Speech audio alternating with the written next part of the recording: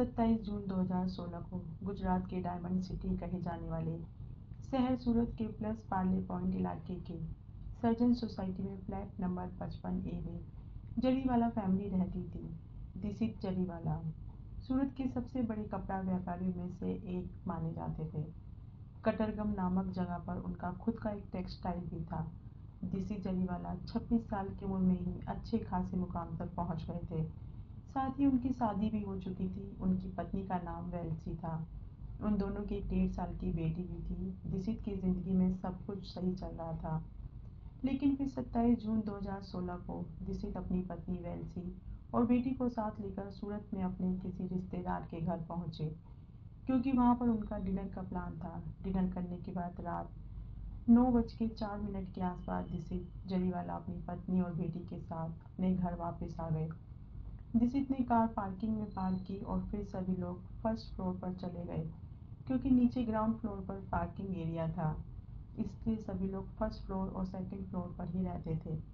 First floor पर अपने घर में आने के बाद दिक्षित ने अपनी पत्नी वेल्सी से कहा कि मैंने पार्किंग की लाइट खुली छोड़ दी है, मैं उसे बंद करके आता हूँ। इसके बाद दिक्षित नीचे चले गए, लेकिन काफ़ी समय गुजर जाने के बाद भी वह लौटकर नहीं आते। वेल्सी ने उन्हें आवाज़ लगाई तो दिक्षित ने कहा कि मैं अभी आ रहा हूँ, लेकिन 10 मिनट बीत जाने के बाद भी दिक्षित वापस नहीं आया। इसके बाद वेल्सी अपनी बेटी को सुलाती है और खुद भी नीचे जाने का फैसला करती है। लेकिन जैसे ही वेल्सी ने दरवाज़ा खोला तो उसके सामने मास्क लगाए और हाथों में ग्लव्स पहने 3 बदमाश दिसित के गले पर चाकू रखकर सीढ़ियों से ऊपर आ रहे थे। यह देखकर वेल्सी की हालत खराब हो गई। इसके बाद भी तीनों बदमाश दिसित को लेकर उसके बेडरूम में जाते हैं।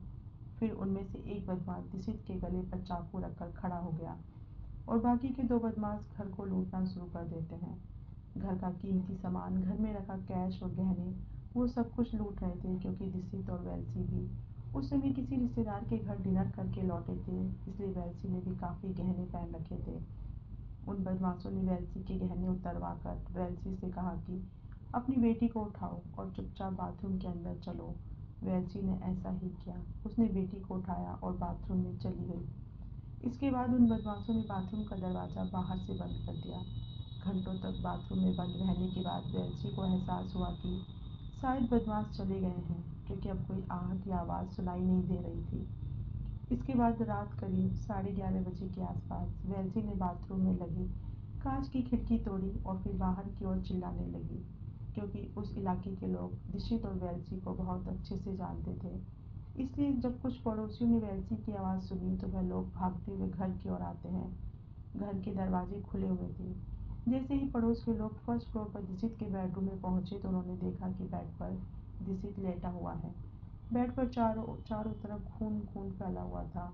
पूरे घर पूरा घर भी तहस नहस था। यह सब देखकर पड़ोसियों की भी हालत खराब हो गई। इसके बाद पड़ोसियों ने इस घटना की सूचना पुलिस को दी और थोड़ी ही देर में पुलिस भी मौके पर पहुंच गई। घर में एंटर होते ही पुलिस वालों ने भी देखा कि घर का सारा सामान बिखरा पड़ा है। घर के हर रूम की अलमारियों के दरवाजे खुले हुए थे। कई अलमारियों की तिजोरी भी खुली हुई थी, जिससे पहली नज़र में यही लगता था कि यह लूटपाट का मामला है। इसके बाद पुलिस ने बेडरूम में पड़े दिक्षित के शव को पोस्टमार्टम के लिए तुरंत हॉस्पिटल भिजवा दिया। साथ ही अज्ञात लोगों के खिलाफ कत्ल का केस भी दर्ज कर आगे की जांच शुरू कर दी, क्योंकि यह मामला सूरत के एक नामी बिजनेसमैन के कत्ल का था। इसलिए सुबह होते होते यह खबर पूरे इलाके में फैल गई। सुबह से ही न्यूज़ रिपोर्टर्स और कई व्यापारियों लोगों का आना जाना शुरू हो गया था। इधर पुलिस भी जांच में जुटी थी, क्योंकि उस समय घर पर केवल 3 ही लोग मौजूद थे। एक डिसीज जिसका कत्ल हो गया था, दूसरी वेल्सी जो रात से ही लगातार रोई जा रही थी। वो बीच बीच में बेहोश भी हो जाती थी, उसके आंसू रुकने का नाम नहीं ले रहे थे। तीसरी उसकी 1.5 साल की बेटी। अब वह मासूम बच्ची तो इस घटना के बारे में कुछ नहीं बता सकती थी। यानी ये वैसी ही इकलौती चश्मदीद गवाह थी जो ये बता सकती थी कि आखिर उस रात क्या हुआ था। लेकिन वेल्सी का तो पहले से ही रो रो कर बुरा हाल था। इसकी हालत ऐसी नहीं थी कि उससे कुछ पूछताछ की जा सके। इसलिए पुलिस ने उस समय वेल्सी से इस बारे में बात करना ठीक नहीं समझा। हालांकि घर में उनके अलावा दिसित के माता पिता भी रहते थे, लेकिन वह लोग घूमने के लिए मॉरिशस गए हुए थे। इसके बाद पुलिस ने पड़ोसियों से भी पूछताछ की, लेकिन उनको भी कुछ अंदाज़ा नहीं था कि आखिर इस घर में क्या हुआ था। इसके बाद पुलिस ने आसपास लगे सीसीटीवी कैमरों को खंगालना शुरू किया। इसी दौरान पुलिस को एक अहम चीज़ पता चली। दरअसल वह लुटेरे दिसीत के घर से थोड़ी थोड़ी दूर किसी पड़ोसी के घर के कैमरे में कैद हो गए थे। उस फुटेज में साफ दिखाई दे रहा था कि दिसीत जरीवाला 9:46 पर अपनी कार से घर की ओर जा रहे थे। साथ ही में एक ऑटो भी उनका पीछा करते हुए दिखाई दे रहा था। जबकि जब दिसीत की गाड़ी घर की ओर चली गई तो वह ऑटो पीछे ही रुक गया। कुछ सेकंड तक ऑटो वहां पर रुका और फिर यू टर्न लेकर जिस तरफ से आया था वापस उस तरफ चला जाता है। लेकिन कुछ मिनटों के बाद उसी रास्ते से दो लोग दिसीत के घर की ओर जाते हुए दिखाई देते हैं। उनमें से एक के हाथ में बैग था जबकि दूसरा खाली हाथ था। कैमरे में वो लोग केवल पीछे से ही दिखाई दे रहे थे, जिसकी वजह से उनकी पहचान भी नहीं हो पाई थी। वो लोग 9:46 से 9:50 के बीच दिसीत के घर में घुसे थे और फिर 11:30 के आसपास जिस गाड़ी से दिसीत अपने घर पर आया था वही गाड़ी घर से बाहर की ओर आती हुई दिखाई दी। क्योंकि दिसीत का तो कत्ल हो चुका था, इसलिए जाहिर सी बात है कि बदमाशी उस गाड़ी को लेकर फरार हो गए थे। इसके बाद जब इस घटना को दो तीन दिन बीत गए, मामला थोड़ा शांत हुआ, तो पुलिस फिर से दिसीत के घर जाती है क्योंकि अब वेल्सी की हालत भी थोड़ी ठीक हो गई थी। इसलिए पुलिस ने वेल्सी से इस वारदात के बारे में पूछताछ शुरू की। वेल्सी भी पुलिस को वही कहानी सुनाई जो मैंने आपको शुरू में बताई थी कि वह रिश्तेदार के यहाँ से डिनर करके अपने घर पहुँचे थे और जब दिसीत नीचे पार्किंग की लाइट बंद करने गए तो अचानक तीन बदमाश उनके गले पर चाकू रखकर घर में घुस गए। उन्होंने घर में लूटपाट के साथ ही वेल्सी और उसकी बेटी को भी बाथरूम में बंद कर दिया। वेल्सी का कहना था कि इसके बाद क्या हुआ था उसे नहीं पता क्योंकि उसे बाथरूम में बंद कर दिया गया था। लेकिन रिश्तेदारों और पड़ोसियों से पूछताछ के दौरान पुलिस को कई अजीब बातें पता चलती हैं। पहली ये कि जिस रात दिसीत का कत्ल हुआ था उस रात सूरत में उनका कोई भी रिश्तेदार मौजूद नहीं था। और सबसे बड़ी बात कि ये उस दिन दिसीत के माता पिता भी विदेश गए हुए थे। ऐसे में सवाल उठता है कि क्या उन लुटेरों को पहले से ही पता था कि आज दिसीत का अपना कोई भी इस शहर में मौजूद नहीं है, या फिर ये एक इत्तेफाक था। खैर, पुलिस ने सबसे पहले उन लोगों को अपनी रडार पर लिया जिन लोगों के घर पर दिसीत जरीवाला पत्नी वेल्सी को लेकर डिनर करने के लिए गए थे। हो सकता था इस वारदात में उनका ही हाथ हो क्योंकि दिसीत के घर से सारे गहने और लगभग 55,000 चोरी हुए थे। इसलिए उन लोगों से भी पूछताछ की गई, लेकिन पूछताछ में ऐसा कुछ भी नहीं मिलता और न ही उन लोगों का किसी लुटेरे या बदमाश से कोई संबंध पाया गया था। लेकिन फिर भी न जाने क्यों पुलिस को लग रहा था कि इस कत्ल में जरूर घर के किसी व्यक्ति का हाथ है, क्योंकि इतना परफेक्ट क्राइम कोई बाहरी व्यक्ति नहीं जान सकता था।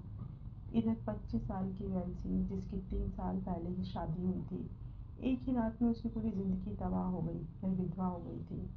दूसरी तरफ पुलिस के ऊपर भी बहुत ज़्यादा प्रेशर था क्योंकि दिसीत के रिश्तेदार भी कोई आम लोग नहीं थे, उनकी कई बड़े लोगों से जान पहचान थी। वो लोग भी पुलिस के ऊपर प्रेशर बना रहे थे। मीडिया भी यह मामला छाया हुआ था। वहीं पुलिस ने दिसीत के घर घर के नौकरों से लेकर ड्राइवर तक, दिसीत की फैक्ट्री में काम करने वाले लोगों से लेकर उनके दोस्तों तक हर किसी से पूछताछ की, लेकिन उनमें पुलिस को ऐसा कोई भी नहीं मिला जिससे दिसीत की कोई दुश्मनी हो। क्योंकि घर में एंट्री करने वाला गेट और घर के अंदर सभी दरवाजे बिल्कुल सुरक्षित थे, यानी कोई भी दरवाज़ा ना तो टूटा हुआ था और न ही घर में ज़बरदस्ती किसी की एंट्री करने का कोई सबूत था। यानी जो लोग भी घर के अंदर आए थे वो घर वाले थे या दिसीत के जानने वाले। उनकी मदद ज़रूर की होगी, क्योंकि अगर किसी की दिसीत से दुश्मनी होती तो वह लोग उसकी गर्दन पर चाकू रखकर उसे ऊपर घर में नहीं ले जाते, बल्कि वह लोग तो उसे वहीं पार्किंग में ही कत्ल करके भाग जाते।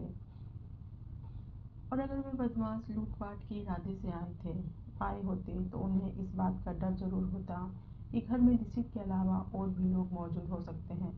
लेकिन ऐसा नहीं था। उन्हें अच्छे से पता था कि उस समय घर में कौन कौन है और कितने लोग मौजूद हैं। इन सब बातों को देखकर पुलिस को भी लगने लगा था कि यह काम किसी घर वाले ने ही किया है और कत्ल करने के बाद लोग लूटपाट करने के लिए ही आए थे, तो फिर उन्होंने दिसीत का कत्ल क्यों किया था। और अगर कत्ल करना भी उनके प्लान में शामिल था तो फिर वेल्सी और उसकी बच्ची को क्यों छोड़ दिया था, जबकि उन्हें पता था कि वेल्सी उनके खिलाफ गवाही भी दे सकती है। सबसे बड़ी बात यह है कि उन बदमाशों ने घर से सारे गहने और कैश लूट लिया था, लेकिन डॉक्टर्स के अनुसार जब उन्होंने हॉस्पिटल में दिसित के शव को देखा था, तो उस समय उसके गले में सोने की चेन, हाथ में सोने का कड़ा, अंगूठी और महंगी घड़ी पहन रखी थी। वह दिसित की पैंट से मिले पर्स में भी कई एटीएम कार्ड्स थे। अगर वे लोग लूटपाट के इरादे से आए थे, तो फिर वो लोग इन चीज़ों को लूट कर क्यों नहीं ले गए? इधर वेल्सी का भी रो रो कर बुरा हाल हो चुका था। पड़ोसियों को भी उस पर दया आने लगी थी, क्योंकि इतनी सी उम्र में ही उस बेचारी का घर उजड़ गया था। इसके बाद पुलिस ने एक बार फिर वेल्सी के दिए गए बयान के आधार पर दोबारा से जांच शुरू की। वेल्सी ने अपने बयान में कहा था कि दिशित पार्किंग एरिया की लाइट बंद करने के लिए फर्स्ट फ्लोर से नीचे ग्राउंड फ्लोर पर गए थे। लेकिन जब पुलिस ने इसे वेरीफाई किया, तो पता चला कि पार्किंग एरिया की एक स्विच फर्स्ट फ्लोर पर भी है, यानी पार्किंग एरिया की लाइट को फर्स्ट फ्लोर से भी ऑन ऑफ किया जा सकता था। तो फिर लाइट बंद करने के लिए दिक्षित को नीचे जाने की क्या ज़रूरत थी? वह फर्स्ट फ्लोर से ही लाइट बंद कर सकते थे। कहीं ऐसा तो नहीं था कि वेल्सी झूठ बोल रही हो? इसी बीच पुलिस की नज़र एक और चीज़ पर पड़ी। वेल्सी के अनुसार उस समय घर पर 3 बदमाश आए थे, लेकिन सीसीटीवी फुटेज में केवल 2 ही बदमाश दिखाई दे रहे थे। यानी यहाँ पर भी वेल्सी ने पुलिस को झूठ बोला था। वेल्सी का कहना था कि बदमाश दिक्षित को नीचे से मारते पीटते हुए उसके साथ हाथापाई करते हुए उसे ऊपर लेकर आए थे, और फिर उन्होंने उसके गले पर चाकू रख दिया था। लेकिन यहाँ पर पुलिस को एक बात खटक रही थी, क्योंकि दिक्षित को चश्मा लगा था, और जिस तरह से वेल्सी ने एक्सप्लेन किया, तो उस हिसाब से तो दिक्षित का चश्मा ग्राउंड फ्लोर पर या फिर सीढ़ियों पर ही गिर जाना चाहिए था। लेकिन जब पुलिस घटनास्थल पर पहुंची थी और उन्होंने दिक्षित के शव को देखा था, तो उस समय दिक्षित ने चश्मा पहना हुआ था, और वह चश्मा बिल्कुल ठीक था। पोस्टमार्टम के मुताबिक दिक्षित के सर और उसकी कमर के बीच करीब 8 बार चाकू से वार किए गए थे, और उसके गले पर भी चाकू चलाया गया था। लेकिन सवाल फिर भी यही यही है कि अगर दिक्षित से किसी की इतनी गहरी दुश्मनी थी, तो फिर उन बदमाशों ने उसकी पत्नी को क्यों छोड़ दिया था? और यह भी एक सबूत था कि वह बदमाश घर में आसानी से घुसे थे, न कि जोर जबरदस्ती। इन सब बातों से और करीब 60 घंटों तक चली तफ्तीश के बाद पुलिस को दिक्षित की पत्नी वेल्सी पर ही शक होने लगा था। यानी जो महिला पिछले 2 दिनों से लगातार रो रही थी, अब उसे ही पुलिस स्टेशन में बुलाया जाता है और उससे कड़ाई से पूछताछ की जाती है। शुरुआती पूछताछ में वो वेल्सी ने सारे आरोपों को नकारते हुए कहा कि वह ऐसा क्यों करेगी, क्योंकि उनके घर में तो सब कुछ ठीक चल रहा था, और उनकी तो 1.5 साल की एक बेटी भी है। वेल्सी ने बताया कि उन दोनों पति पत्नी में कभी झगड़ा तक नहीं हुआ था, और न ही कभी सास ससुर से उसका कोई विवाद हुआ है। लेकिन जब पुलिस को वो सब कुछ बताती है, तो उन्होंने इन्वेस्टिगेशन के दौरान पता चला था, तो पुलिस को सख्ती और सवालों के सामने वेल्सी कुछ ही घंटों के अंदर टूट गई। उसने अपना जुर्म स्वीकार कर लिया था कि उसी ने ही अपने पति दिक्षित का कत्ल करवाया है। पूछताछ के दौरान वेल्सी ने बताया कि 27 जून 2016 की रात को घर लौटने के बाद वो लोग फर्स्ट फ्लोर पर पहुंचे। अंदर आने के बाद वेल्सी ने बच्ची को दिक्षित की गोद में थमा दिया और उससे कहा कि मैं दरवाज़ा बंद करके आती हूँ। इसके बाद बेटी को सुलाने के लिए दिक्षित अपने बेडरूम में चले गए। इधर वेल्सी ने दरवाजे को बंद तो कर दिया था, लेकिन उसे लॉक नहीं किया था। सीसीटीवी के अनुसार 9:46 पर दिक्षित अपनी फैमिली के साथ घर पहुंचे थे, और फिर 9:48 के आसपास 2 बदमाश उनके घर में आए। वह लोग सीधे बेडरूम में जाते हैं और जाते ही उन्होंने दिक्षित पर हमला कर दिया। वेल्सी अपनी आंखों के सामने पति को मरता हुआ देख रही थी। वो लोग पूरी प्लानिंग के साथ आए थे। उनके हाथों में ग्लव्स थे, उन्होंने मास्क पहने हुए थे। उनके बैग में मिर्ची का पाउडर भी था। बेचारी दिक्षित को तो विरोध करने का मौका भी नहीं मिला था। कत्ल करने के बाद उसने अपने सारे गहने उतारकर उन बदमाशों को दे दिए। वेल्सी ने घर के लॉकर में रखे सभी गहने और 55,000 रुपये भी साथ में दिए। साथ में घर घर के सामान को इधर उधर बिखेरने में भी उनकी मदद की। बदमाश दरअसल ये सारी चीज़ें पुलिस को गुमराह करने के लिए की जा रही थी, ताकि यह मामला कत्ल का नहीं बल्कि लूटपाट का लगे। लेकिन वेल्सी दिक्षित के पहने हुए गहने उतारना भूल गई थी। घर की हालत पूरी तरह से बिगड़ने के बाद वेल्सी ने अपने पति की कार की चाबी उन बदमाशों को दे दी। इसके बाद वेल्सी खुद ही बाथरूम में जाकर खड़ी हो गई और उन बदमाशों से कहा कि तुम बाहर से दरवाज़ा लॉक कर दो, और फिर 11:30 के आसपास वह दोनों बदमाश दिक्षित की गाड़ी से फरार हो गए। हालांकि बाद में पुलिस ने दिक्षित की गाड़ी को डुमास रोड से बरामद कर लिया था। इधर वेल्सी के दिए गए बयान के आधार पर उन बदमाशों को भी अरेस्ट कर लिया गया था। उनमें मुख्य आरोपी का नाम था सुकेतु मोदी उर्फ सनी और दूसरा उसका ड्राइवर धीरेन्द्र सिंह चौहान था। लेकिन अब सवाल आता है कि आखिर उन दोनों बदमाशों से वेल्सी का ऐसा क्या रिश्ता था जिसकी वजह से उन तीनों ने मिलकर दिसित का कत्ल कर दिया था। दरअसल इस कहानी की शुरुआत वेल्ची और दिसित की शादी से पहले हुई थी। वेल्ची और सुकेतु एक दूसरे से बहुत प्यार करते थे, लेकिन उनकी शादी नहीं हो सकती थी और उसकी वजह यह थी कि दोनों दोनों दूर के रिश्तेदार थे। एक तरह से वे दोनों कजन्स थे, लेकिन उनकी शादी हो पाना मुमकिन नहीं था। हालांकि उन्होंने इस शादी के बारे में अपने घर वालों से भी बात की थी, लेकिन दोनों के ही घर वालों ने मना कर दिया। इधर वेल्सी के परिवार वालों को यह डर सताने लगा था कि कहीं उनकी बेटी वेल्सी भाग न जाए, इसलिए उन्होंने जल्दी ही दिसित नाम के लड़के से जनवरी 2013 में वेल्सी की शादी कर दी। उनकी शादी बड़ी धूमधाम से की गई थी। वेल्सी के परिवार वालों को लगा था कि शादी के बंधन में बंधने के बाद शायद वेल्सी पुराने रिश्तों को भूल जाएगी, और काफ़ी हद तक ऐसा होता भी है। शादी के बाद वेल्सी धीरे धीरे अपने पुराने प्यार को भूल गई थी। सब कुछ ठीक चल रहा था। दिसित भी अपनी पत्नी से बहुत प्यार करता था। उनकी एक बेटी भी हो गई थी। वैसी गृहस्थ को भी अच्छे से संभाल रही थी। धीरे धीरे उनकी शादी को 2.5 साल बीत गए, लेकिन फिर 2016 के शुरुआती दिनों में वेल्ची और सुकेतु को अपने किसी फैमिली फंक्शन के दौरान फिर से मुलाकात हो गई। क्योंकि वो दोनों पहले से ही रिश्तेदार थे, इसलिए एक दूसरे को अच्छी तरह से जानते थे। इस मुलाकात के दौरान फिर से उन दोनों का पुराना प्यार जागने लगा। हालांकि वेल्सी की शादी के बाद सुकेतु के घर वालों ने भी उसकी शादी करा दी थी, लेकिन सुकेतु और उसकी पत्नी के बीच रिश्ते कुछ ठीक नहीं थे, क्योंकि इस घटना से कुछ दिन पहले भी सुकेतु की पत्नी किसी झगड़े के कारण अपने मायके चली गई थी। जब वेल्ची और सुकेतु इस घटना से 5 महीने पहले मिले थे, तो उनकी पुरानी यादें फिर से ताज़ा हो गई। उन्होंने एक दूसरे के साथ नंबर शेयर किए और व्हाट्सएप में भी मिलते थे, यानी दोनों फिर से अपने पुराने रिलेशन में आ गए थे। वेल्ची ये भूल गई थी कि उसकी शादी हो चुकी है और उसकी एक बेटी भी है। इसके बाद उन दोनों में फिर से एक होने की चाहत पैदा पैदा होती है। हालांकि अगर वेल्सी चाहती तो दिसित को डिवोर्स देकर भी सुकेतु से शादी कर सकती थी, लेकिन उसने ऐसा नहीं किया, क्योंकि उसे डर था कि ऐसा करने से समाज में उसकी बड़ी बदनामी होगी। साथ ही वेल्सी दिसित की प्रॉपर्टी से भी हाथ नहीं धोना चाहती थी। वेल्सी को अपना पुराना प्यार सुकेतु भी चाहिए था और अपने पति की प्रॉपर्टी भी।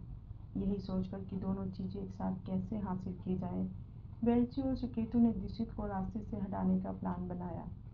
पहले तो यह तय किया गया कि किराए के बदमाशों को बुलाकर दिसित का कत्ल करवाया जाएगा, लेकिन फिर उन्हें लगा कि अगर वे पकड़े गए तो उनका भांडा फूट जाएगा। इसके बाद सुकेतु ने फैसला किया कि वह खुद ही दिसित को अपने रास्ते से हटाएगा, लेकिन वह अकेला ऐसा नहीं कर सकता था, इसलिए उसने अपने ड्राइवर धीरेन्द्र सिंह चौहान को भी इस प्लान में शामिल कर लिया। कत्ल से 2 दिन पहले सुकेतु और धीरेन्द्र ने दिसित के घर की रेकी भी की। उस इलाके में कत्ल करना आसान नहीं था, क्योंकि उस इलाके में लोगों की काफ़ी चहल पहल रहती थी। दिसित के घर पर भी अक्सर उसके रिश्तेदार आते जाते रहते थे, लेकिन फिर 24 जून 2016 को दिसित के परिवार वाले मॉरिशस घूमने चले गए। इसके बाद 27 जून को इत्तेफाक से दिसित के रिश्तेदार भी शहर से बाहर चले गए। फिर उसी दिन दिसित के कत्ल का प्लान बनाया गया। उस दिन वेल्सी पल पल की खबर अपने प्रेमी को दे रही थी। फिर 27 जून की रात को दिसित की को बड़ी ही बेरहमी से मौत के घाट उतार दिया गया, लेकिन दिसित को या उसके परिवार को शादी से पहले या शादी के बाद कभी यह नहीं पता चला था कि वेल्सी का पहले भी कोई प्रेम संबंध था। और कहीं ना कहीं इसमें वेल्सी के परिवार वालों की भी गलती थी, क्योंकि उन्होंने दिसित और उसके परिवार से वेल्सी और सुकेतु के अफेयर वाली बात छिपाई थी। इसके बाद पुलिस ने सर्कमस्टेंशियल एविडेंस के साथ साथ और भी कई चीज़ें इकट्ठा की, जैसे दिसित के घर के पास वाले उस होटल का सीसीटीवी फुटेज जिस होटल में सुकेतु और वेल्सी मिले थे, उन दोनों के व्हाट्सएप और धीरेन्द्र द्वारा पहने हुए कपड़े, ग्लव्स और मास्क जैसी कई चीज़ें इकट्ठा की। इसके बाद पुलिस ने वेल्सी, सुकेतु और धीरेन्द्र के खिलाफ चार्जशीट तैयार की। फिर सेशन कोर्ट में मुकदमा हुआ और पुलिस ने इस केस में 100 से भी ज़्यादा गवाह इकट्ठे किए थे। सेक्शन 164 के तहत उनके बयान भी दर्ज किए गए थे, लेकिन बाद में उनमें से ज़्यादातर गवाहों ने कोर्ट में जाते ही अपना बयान बदल दिया था। पुलिस ने उस ऑटो वाले को भी ढूंढ लिया था जो सुकेतु और धीरेंद्र को अपने ऑटो से सर्जन सोसाइटी में लेकर आया था, लेकिन यह ऑटो वाला भी कोर्ट में अपने बयान से मुकर गया था। अब केवल पुलिस और पोस्टमार्टम करने वाले डॉक्टर ही अपने बयान पर कायम थे। इसके बाद जिस बाइकर्स हब से सुकेतु ने वह मास्क और ग्लव्स खरीदे थे, उस बाइकर्स हब की ऑनर अपने बयान से नहीं मुकरी थी, क्योंकि सुकेतु बाइक राइडर था। इसलिए बचाव पक्ष में कोर्ट में यह दलील पेश की कि सुकेतु को बाइक चलाने का शौक है, इसलिए उसने मास्क और ग्लव्स खरीदे होंगे। और कोर्ट में यह भी साबित नहीं हो पाया कि वह चीज़ें सुकेतु ने कत्ल के लिए खरीदी थी या उसने अपने पर्सनल यूज़ के लिए खरीदी थी। और अब पुलिस के पास कोई भी चश्मदीद गवाह या डायरेक्ट एविडेंस नहीं था। पुलिस कोर्ट में यह भी साबित करने में असमर्थ रही कि उस दिन सुकेतु और धीरेंद्र ही उसके घर में आए थे, और यह भी साबित नहीं हो पाया कि उनका इरादा लूटपाट करना नहीं बल्कि कत्ल करने का था। सीसीटीवी फुटेज में भी उनका चेहरा नहीं दिखा था, जिसकी वजह से 31 दिसंबर 2019 को वेल्सी जरीवाला, सुकेतु मोदी और धीरेन्द्र सिंह चौहान, इन तीनों को बेनिफिट ऑफ डाउट की वजह से सेशन कोर्ट ने रिहा कर दिया, और इस तरह से वे तीनों ही इस केस से बरी हो गए।